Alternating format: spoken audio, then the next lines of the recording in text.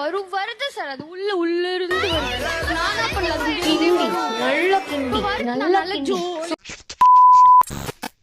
இந்த பொண்ணுகிட்ட அப்படி என்ன டேலண்ட் இருக்குன்னு எல்லா சேனல்லையுமே கூப்பிட்டு உட்கார இன்டர்வியூ எடுத்துட்டு இருக்கீங்க. ஐஸ்கிரீமை சுட வச்சு குழகுழன்னு பேதி மாதிரி குடிப்பேன்னு சொல்றா. இவகிட்ட என்ன டேலண்ட் இருக்குன்னு இவங்களை இவ்வளோ ட்ரெண்ட் பண்ணிட்டு இருக்கீங்க எனக்கு புரியல. அட் த சேம் டைம் நீயானால ஒரு எபிசோட் ரீசெண்டாக ட்ரெண்ட் ஆச்சு. படிக்கிற வயசுல வேலைக்கு போற பசங்களை வச்சு எடுத்திருந்தாங்க. அவ்வளோ கஷ்டப்படுறாங்க அந்த பசங்கள்லாம். வேலை பார்த்துட்டு படிக்கவும் செஞ்சுட்டு அவங்களெல்லாம் கூப்பிட்டு நீங்கள் இன்டர்வியூ எடுக்கலாம்ல. இதே மாதிரி கொஷின்ஸ் அவங்கள்ட்ட கேட்கலாம்ல. நீங்கள் ஒரு டே ஃபுல்லாக வேலை பார்க்குறீங்களே, உங்களுக்கு எப்படி ஃபீல் ஆகுது, நீங்கள் எப்படி இதை பண்ணுறீங்கன்னு கேட்கலாம்ல. ஸோ அதை பார்த்து யாராவது அவங்களுக்கு ஹெல்ப் பண்ண வந்தாங்கன்னா அந்த பசங்களோட லைஃப் அது நல்லா இருக்கும்ல. அதெல்லாம் டோட்டலாக இக்னோர் பண்ணிட்டு இந்த மாதிரி பேப்பரை ட்ரெண்ட் பண்ணுறதுக்கான பர்பஸ் என்ன? இதனால நீங்கள் என்ன கன்வே பண்ண வரீங்க? எனக்கு சீரியஸாக புரியல. உங்கள் யாராவது புரிஞ்சுதுன்னா கமெண்ட்டில் சொல்லிட்டு போங்க.